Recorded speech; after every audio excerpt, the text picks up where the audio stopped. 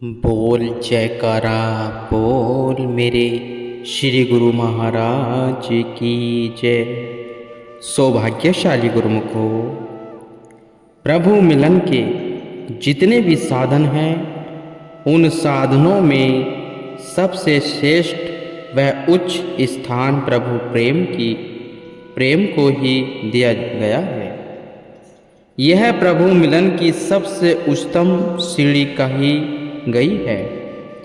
जिस प्रकार चढ़कर भक्ति मार्ग पर चलने वालों को अपने लक्ष्य स्थान तक पहुंचना होता है, सच्चा प्रेम ही एक ऐसा साधन है जिसमें सब ज्ञान वह योग आदि साधन स्वयमेव आ जाते हैं।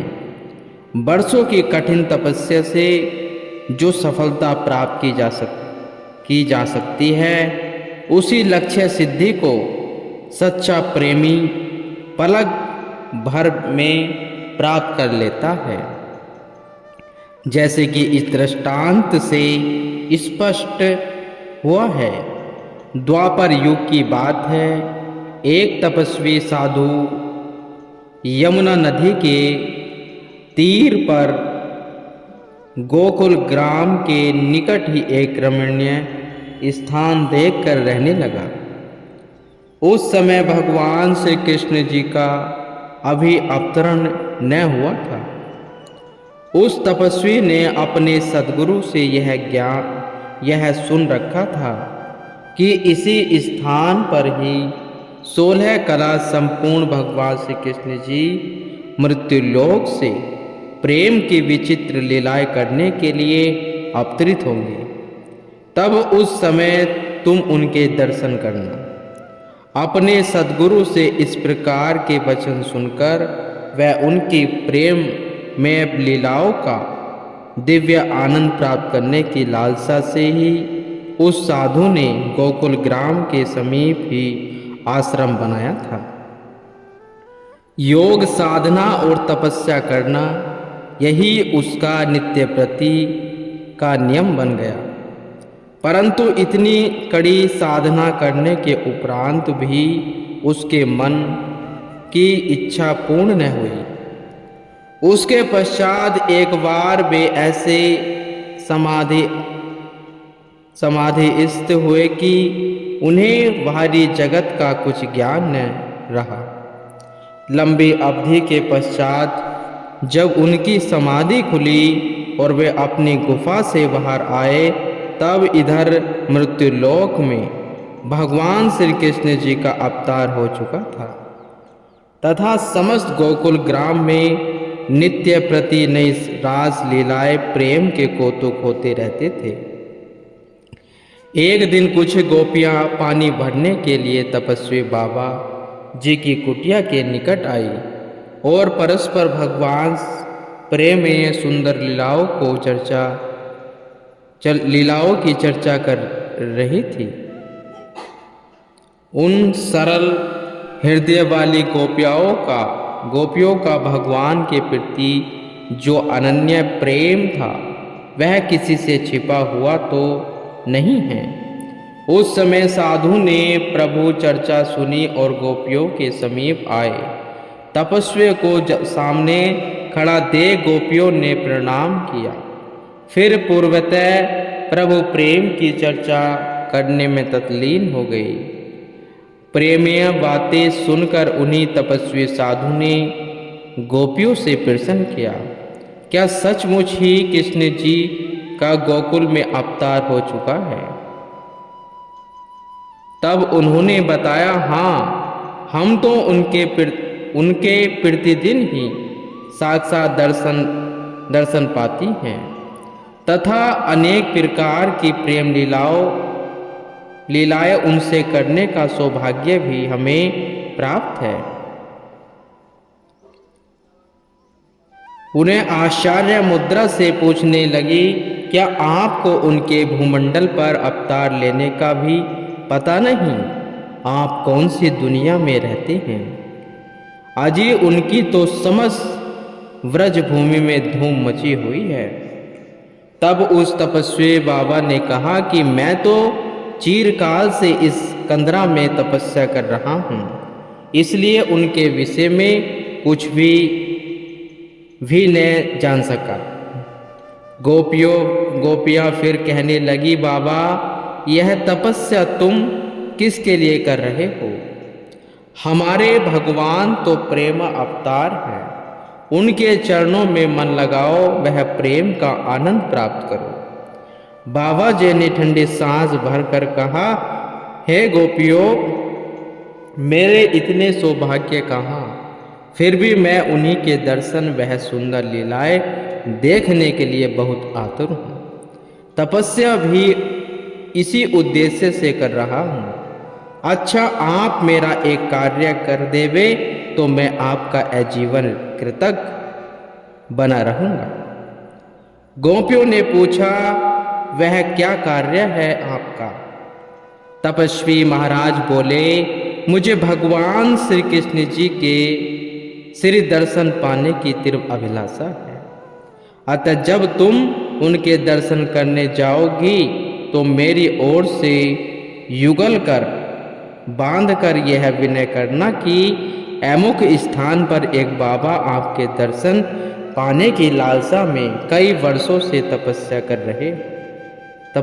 कर रहा है, उसे कब आपके श्री दर्शन करने का सौभाग्य प्राप्त होगा। गोपियों ने बाबा जी को यह संदेश श्री भगवान के चरणों में पहुंचा देने का वचन दिया। तब वे तपस्वी पुनः बोले, वहां से जो उत्तर मिले वह मुझे शीघ्र आकर सुनाना। गोपियों ने वापसी उत्तर देने का भी वचन दिया और अपने अपने कलश उठाकर अपने घरों की ओर चलती बनी। सायंकाल की रास लीला के समय श्री भगवान चरणों में उस साधु के विषय में गोपियों ने विनय की तथा उनका दिया संदेश भी कह सुनाया। उत्तर में श्री भगवान तनिक रुखाई से मुस्कुराते हुए बोले, उसे कह दो कि कुछ समय अभी और तपस्या करे, तब हमारे दर्शन होंगे।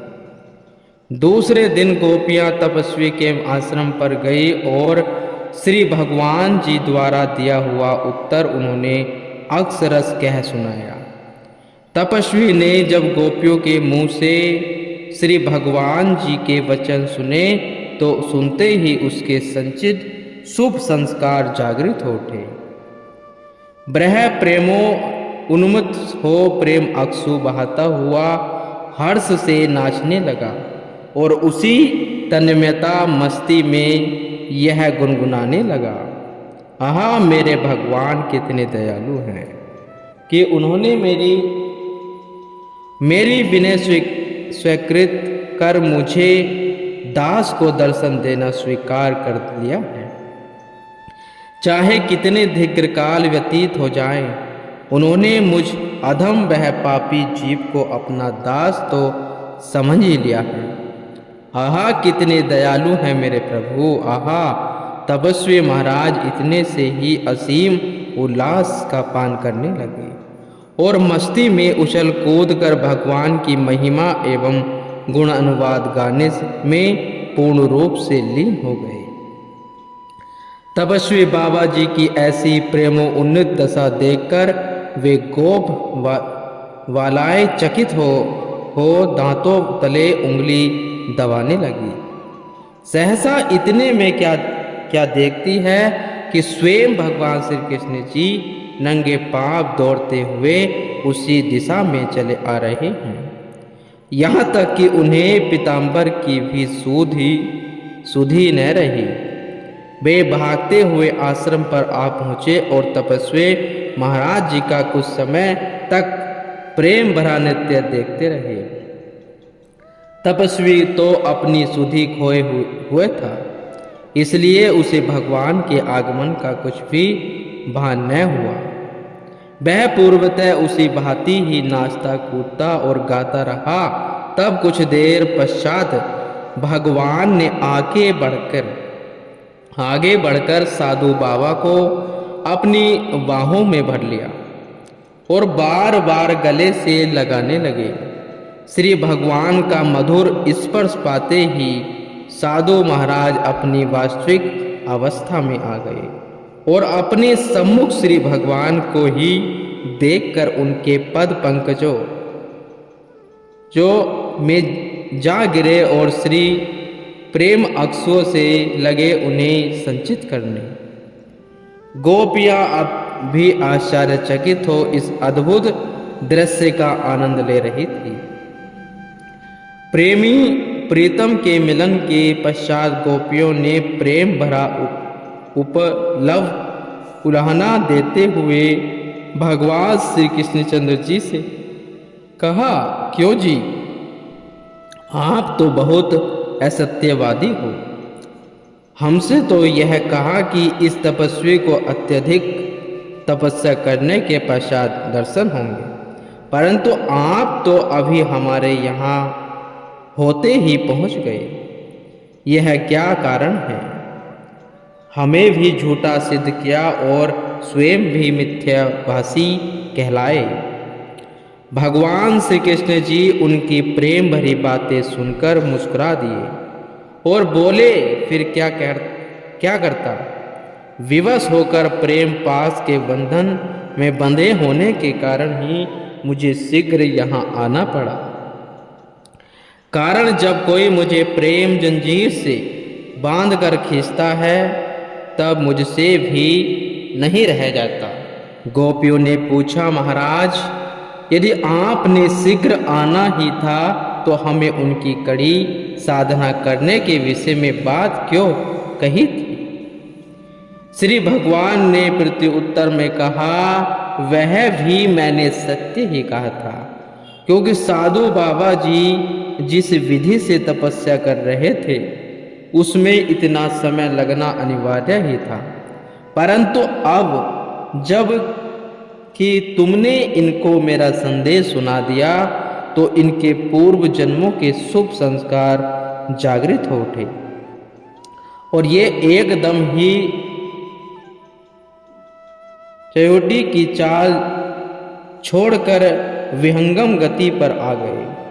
एकाएक इनके हृदय सागर में प्रेम की लहरें उछलियां भरने लगी। अपने तन मन की सुधि को भुलाकर प्रेम विभोर हो गए। तन्मयता की जिस दुर्लभ अवस्था में पहुंचने की इन्हें कई वर्षों तक साधना की आवश्यकता थी, उसी मंजिल को सच्चे प्रेम के द्वारा इन्होंने निमिष मात्र क्षण भर में प्राप्त कर लिया। वैसे तुम जानती हो कि सच्चे प्रेम और तड़प में कैसी शक्ति निहित है। तुमने भी तो मुझे प्रेम मंत्र द्वारा अपने वशीभूत कर लिया है। केवल मात्र सच्चा और निर्मल प्रेम ही मुझे अपने अधीन कर सकता है। मुझे पाने की जो दुर्गम मंजिल है वह साधना करने के द्वारा कई जन्मों से पूर्ण हो सकती है। उसी मंजिल को मेरा सच्चा वह अनन्य प्रेम वह सच्चा तड़प द्वारा पलक झपकते ही प्राप्त कर लेता है।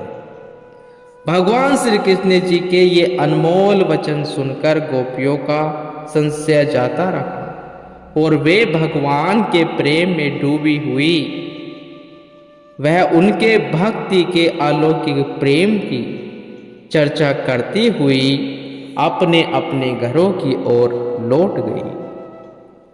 तात्पर्य यही है कि भगवान का सत्कार करने के लिए जिज्ञासु को आत्मविस्मृति पैदा करने की परम आवश्यकता है। अनन्य प्रेम वह सच्ची लगन का भाव होना ही चाहिए। प्रीतम से मिलने की तीव्र उत्कंठा जब जाग उठती है तब वे स्वयं ही प्रभु अपने प्रेमी को दर्शन दे देते हैं। वे जीव अति सौभाग्यशाली हैं जिन्होंने श्री आनंदपुर दरबार में जाकर नाम की दीक्षा ली है। श्री आनंदपुर धाम में नाम शब्द की बख्शीश ली है वह बहुत बहुत भाग्यशाली है। जिनके दिलों में अपने इष्ट देव सदगुरु के प्रति सच्चा प्रेम चरण सीमा है में है, उनका जीवन ही संसार में धन्य वह प्रशस्त है। गुरु